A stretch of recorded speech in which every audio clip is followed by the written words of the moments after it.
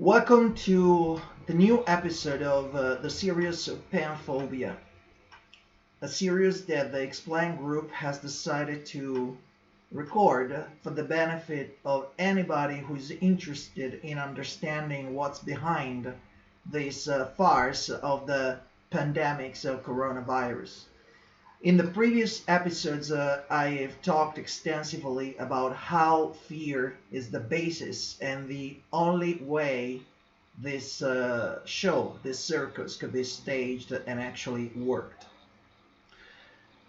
I had to partially rectify some of my opinion in so much as the origin of the virus is concerned.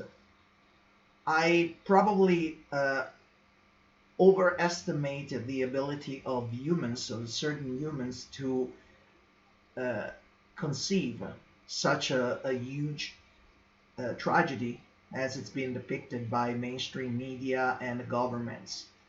So much so that now everybody is believing that we are in the middle of a pandemic and we are at risk of our lives, and the countries are in a dire healthcare situation, and basically people are dying of coronavirus. Well, first of all, I should rectify in a sense that no man alone could have done this without the help of nature. Probably something was out there. Let's say a virus of a kind of shift in the vibration of humans was already at stake. So what happened is that people who knew that, they found a way to exploit it.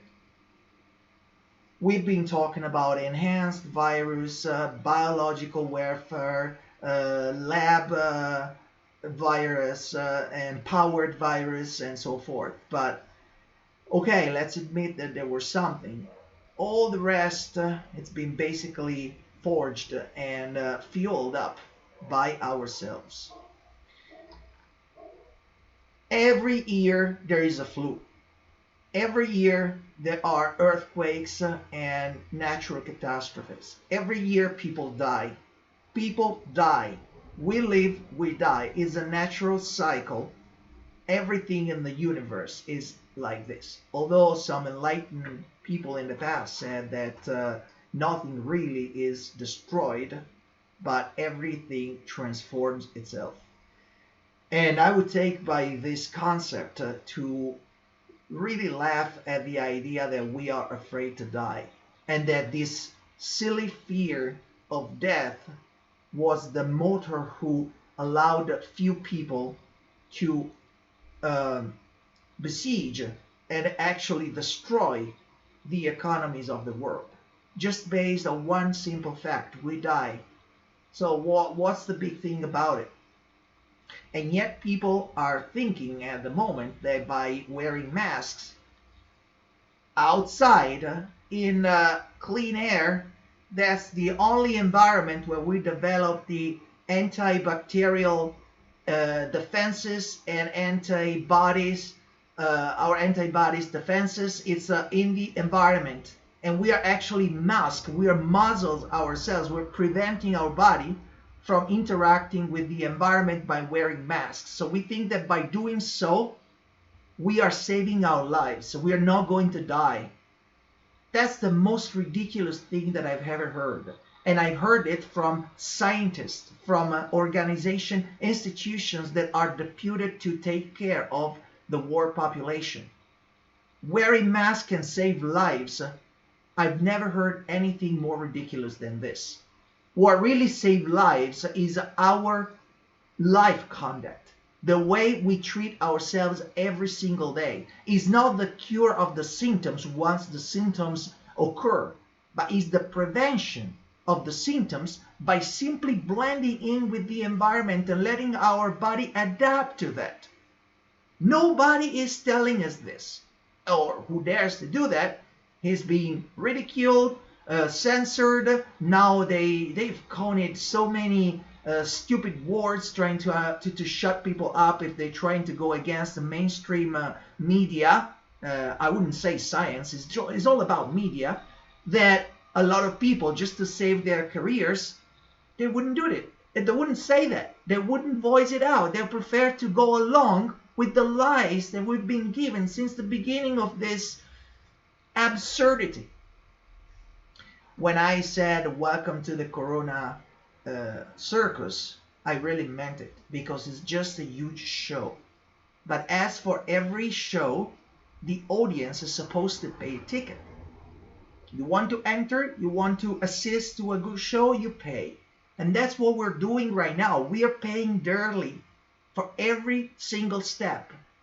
And the money that we spend is not just to save our lives, which would never happen if we continue down that line of the masks and the gloves and the sanitizing every single piece of object that we touch.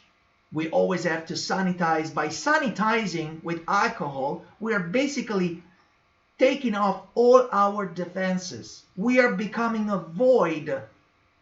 We think that we need to get rid of all the bacteria, not viruses, bacteria. Viruses are invisible concepts that most likely are connected to emotions, and they surely attach to bacteria and cellular organism of our body. But if we have defenses, the virus being a mutant and his behavior is to mutate every single time it finds a new environment, we can easily live with it. The virus can lay dormant inside our body, blend in, or even leave it or disappear, because we have strong defenses. But if we continue to clean ourselves with man-made products, and if we continue to shield ourselves from the environment, all we're doing is basically getting weaker and weaker and being open to all sorts of disease. The coronavirus is just an excuse to put in the cauldron, in this big melting pot, everything that's happening since the beginning of 2020 up until now. All that counts is to add up, pile up numbers of death, because death tolls and what the media tell you make you scared. And if you're scared, you don't know what to do. You get disoriented and you're ready to pay any ticket in order to get a good show and to be told what to do. The exploitation of the coronavirus is primarily the exploitation of the mass population, which is already stripped out of most of resources and certainly freedom of speech and all the rights, but now it gets worse, because now they're tapping into our health. And if our health is threatened, whether it's true or not, we react by asking for more protection. And what's the new protection if not the vaccines? Vaccines now are the panacea for all the diseases, aren't they? Everybody's telling us that once the vaccine will break through and finally will save all the population. They failed to tell you that every single time you inject yourself with a vaccine, the viruses in your body mutate, because it's an external organism that it's been injected. Go read how they make the vaccines. Out of dead bodies, dead cells, they mix up with animals and then inject it into yourself. I can forgive adults because we're supposed to have enough defenses, both psychological and physical. But what about children? What about the exploitation of children, which is the most valuable resource of this world? And when you see dollars, some evil people, ruthless people, they see dollars in exploitation of children, the new generations of the world. By injecting children at an early stage with vaccine against the coronavirus, which is totally useless, we are ruining 2 or 3 generations of children and adolescents that later on they will become adults, and they will take a position in our society, and they're supposed to lead our future. With what? With a meager, weak body that open to any type of disease, and a broken psychology, because our consciousness will be fragmented by the shock that they received to being injected at an early stage. How many children are dying by being injected or suffocating? Go read the news. They don't tell us this because they need to make money. Exploitation of this situation, although to most countries is a tragedy, to an elite of a selected few is actually a golden mine.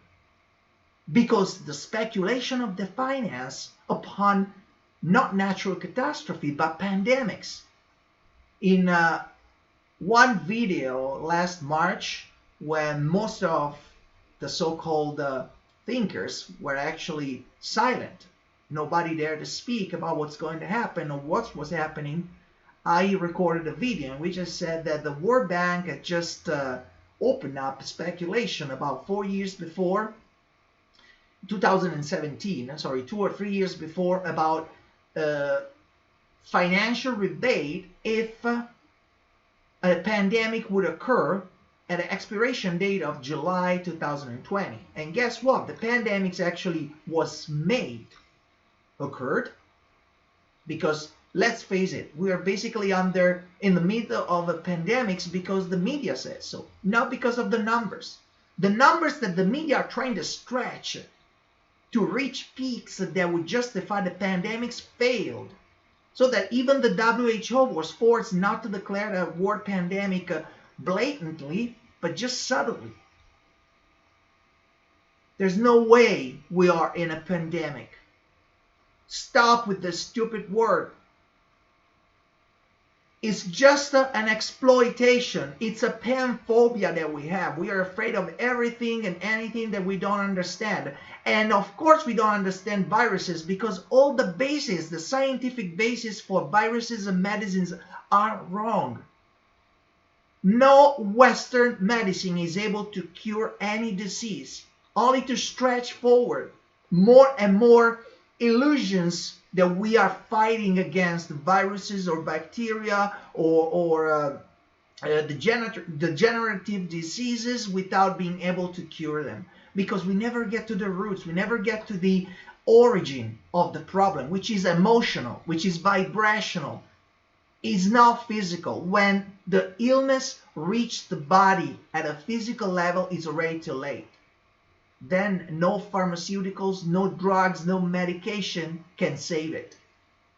We can only try to kill the symptoms on one side, and we will have another symptoms coming up later.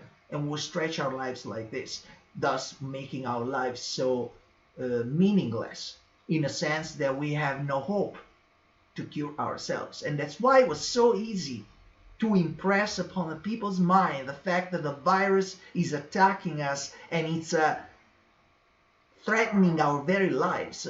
It's like if 2020, for the first time in our history, made the people know about death. Hey, we're going to die. Oh, really?